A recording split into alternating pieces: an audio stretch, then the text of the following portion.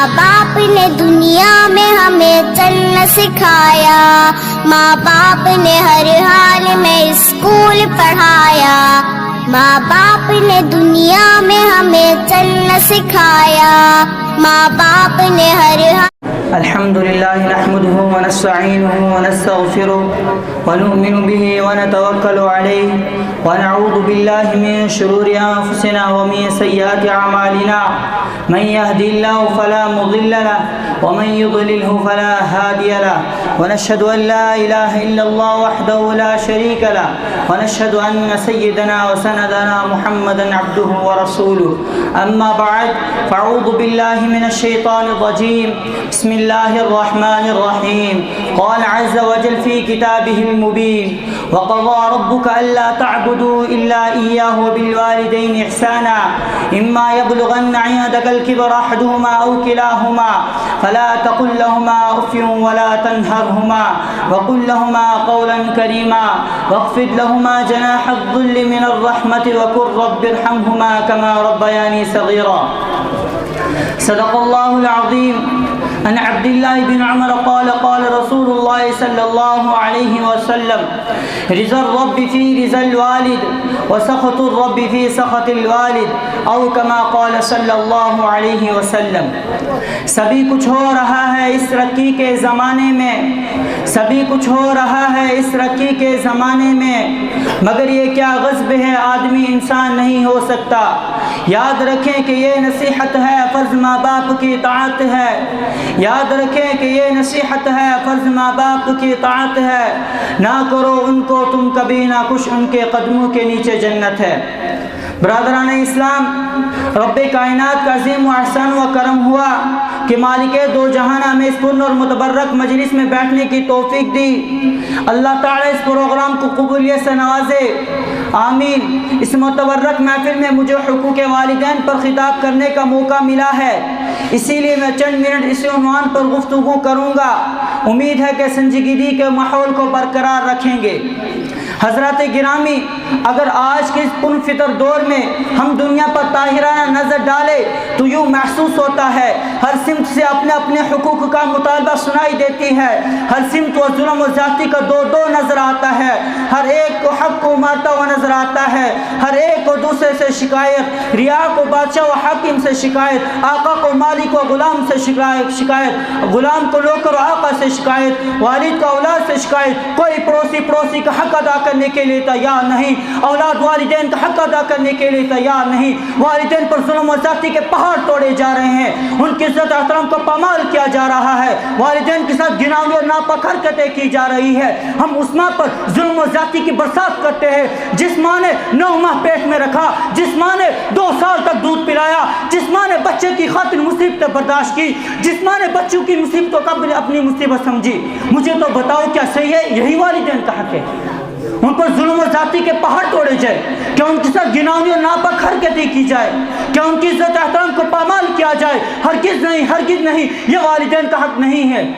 یاد رکھیں، اگر کوئی والدین کی عزت احترام کو پامال کرتا ہے اور ان پر زیادتی کرتا ہے، وہ اپنا ٹھکانہ جہنم میں بنا لے. میں اپنی طرف سے نہیں کہتا ہوں، حدیث شریف میں موجود ہے. حضرت امامہ سے مروی ہے، محسن انسانی صلی اللہ علیہ وسلم سے ایک شخص نے دریافت کیا: یا رسول اللہ صلی اللہ علیہ وسلم، ما حق الوالدین، والدین کا حق کیا ہے؟ سنو میرے نبی کا جواب تو سنو. محبوب کبریا صلی اللہ علیہ وسلم نے ارشاد فرمایا: ہما جنتک و نار، وہی تیری جنت وہی تیری جہنم. حدیث پر غور تو کریں، پتہ چلتا ہے کہ والدین کا حق کیا ہے. حدیث شریف کا مطلب یہ ہے کہ اگر والدین کی عزت احترام کرو گے اور ان کی فرما برداری کرو گے تو جنت کے حقدار بنو گے، اور اگر ان پر ظلم و زیادتی اور برا سلوک کرو گے تو اپنا ٹھکانہ جہنم میں بنا لے.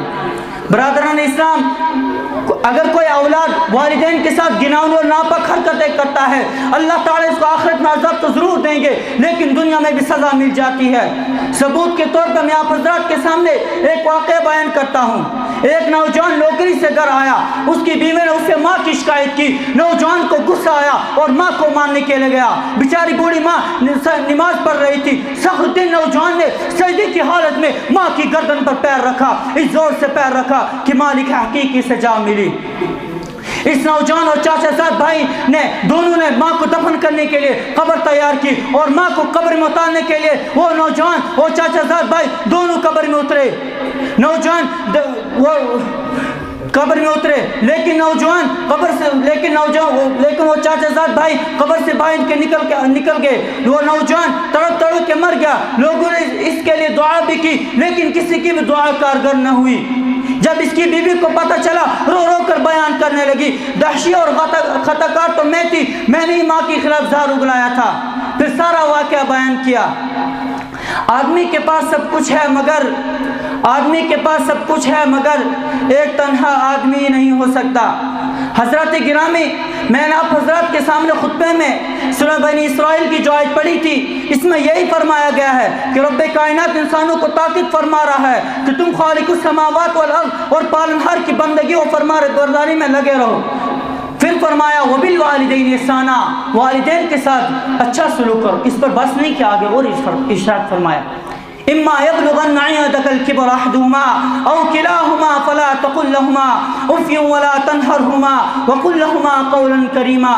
اگر تمہارے سامنے تمہارے والدین میں سے کوئی یا دونوں بڑھاپے کی عمر میں پہنچ جائے تو ان کو تک بھی مت کہو اور ان کو جگڑاؤ اور ان سے خوب گفتگو کرو اور ان کے آگے عاجزی کی بازو بچھا دو اور ان کے لیے دعا کرتے رہنا ارحمهما كما ربياني صغيرا.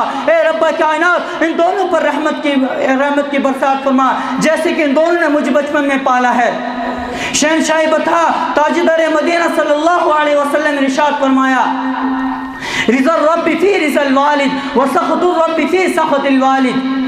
اللہ کی رضامندی والد کی رضامندی میں ہے, اللہ کی ناراضگی والد کی ناراضگی میں ہے. اگر کسی اولاد سے والدین رضامند ہو تو رب کائنات اس سے راضی, محسن انسانیت اس سے راضی, صحابہ اکرام اس سے راضی, عرش الہی اس سے راضی, جنت و حور اس سے راضی.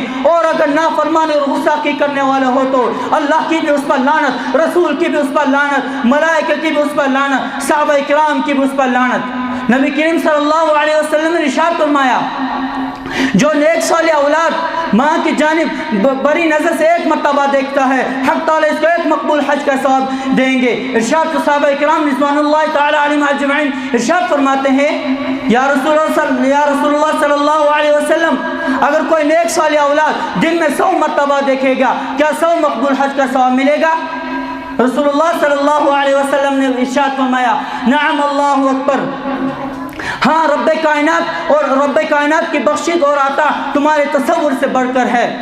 کسی شاعر نے کیا خوب کہا ہے اپنے من میں ڈوب کر پا جا سوراخ زندگی, اپنے من میں ڈوب کر پا جا سوراخ زندگی, تو اگر میرا نہیں بنتا نہ بن اپنا تو بن.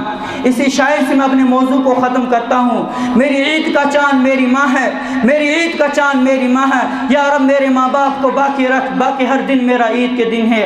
اللہ تعالی ہم سب کو والدین کے ساتھ حسن سلوک اور ان کو راضی کرنے کی توفیق دے.